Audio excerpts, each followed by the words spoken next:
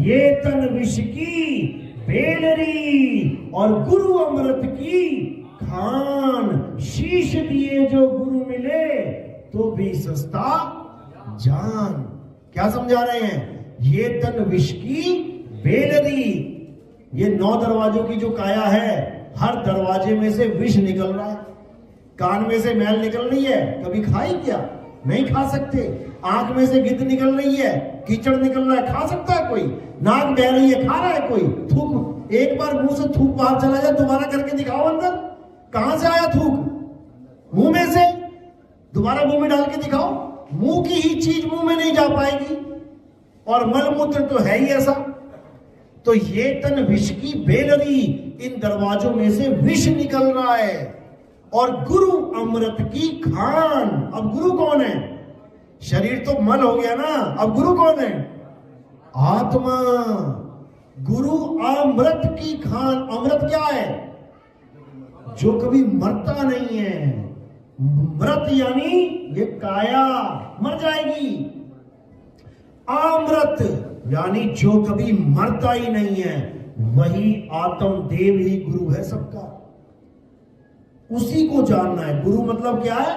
गु कहिए अंधकार और रु कहिए प्रकाश। जब इस अंधकार रूपी शरीर से तुम्हें प्रकाश रूपी आत्मा का ज्ञान हो जाए, तब समझ लो गुरु मिल गया, नहीं तो नहीं मिला।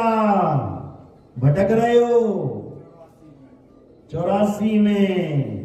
तो इसी को कह रहे हैं, ये तन विष की बेलरी गुरु अमृत की खान। शीश दिए जो गुरु मिले।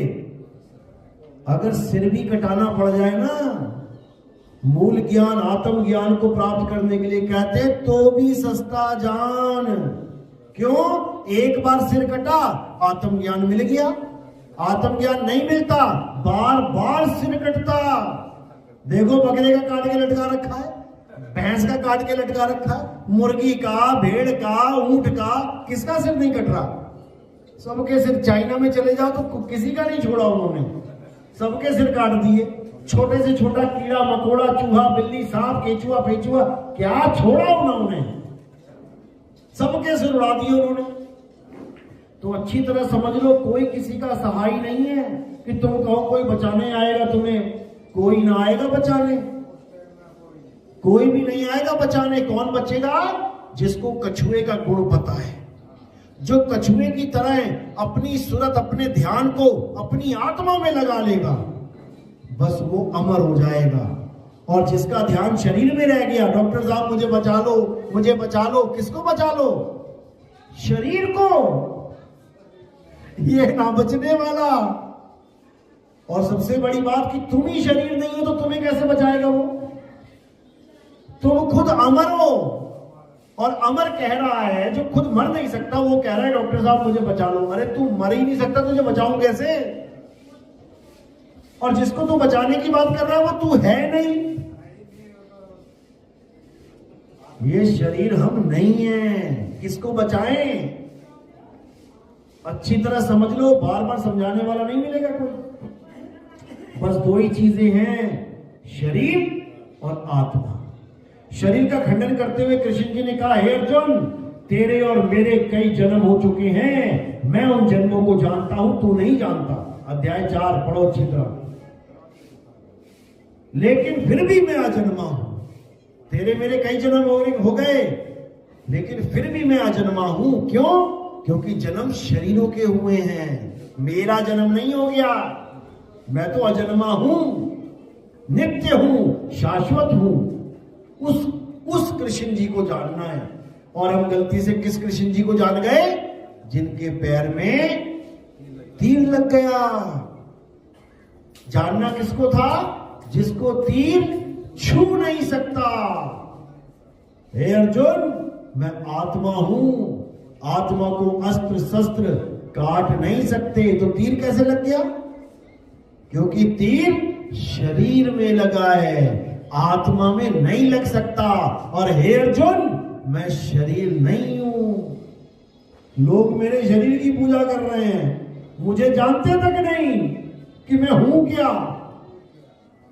मुझे तब जान पाते हैं लोग जब उनके जीवन में आत्मज्ञानी गुरु आ जाते हैं, वो बताते हैं कृष्ण जी हैं क्या, और तुम किसको कृष्ण जी मान बैठे हो।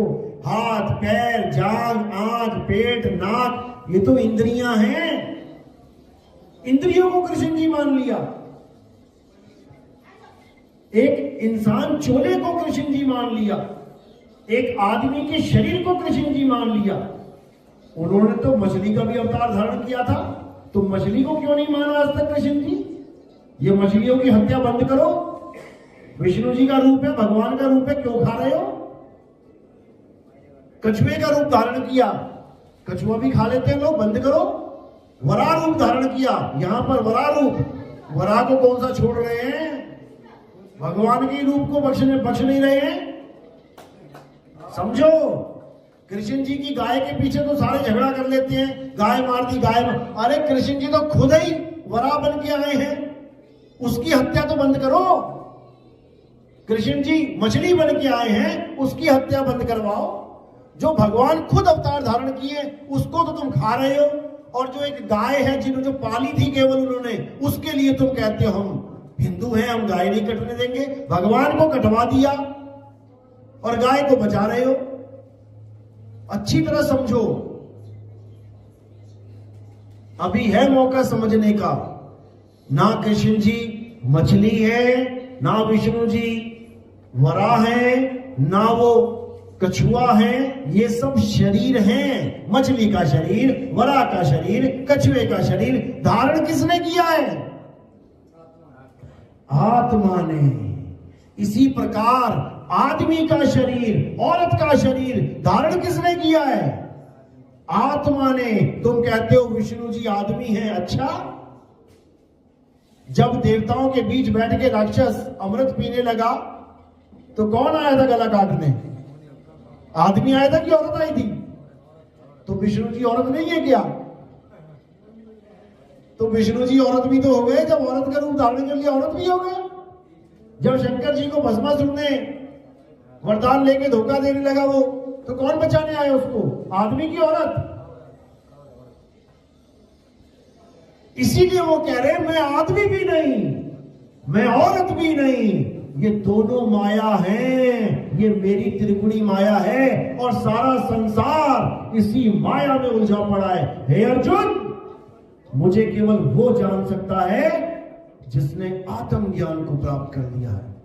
अगर तुम सच में कृष्ण जी के रूप को जानना चाहते हो तो तुम्हें अपने रूप को जानना पड़ेगा कि मैं क्या हूं, और जो तुम हो वही कृष्ण जी हैं। इतना भी फर्क नहीं है दोनों में, याद रखना इस बात को।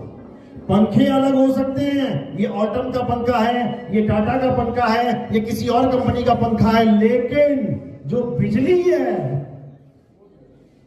जो करंट है, वो सब में एक है।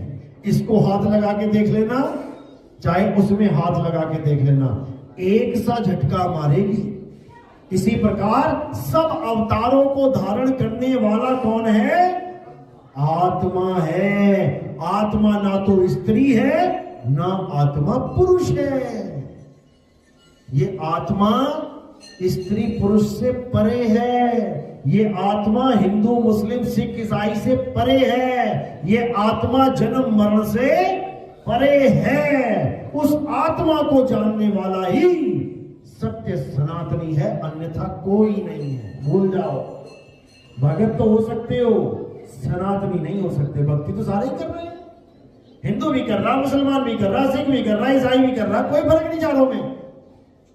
असली भगत वो है जो सनातन को जान ले, अचल आत्मा को जान ले, केवल वही है।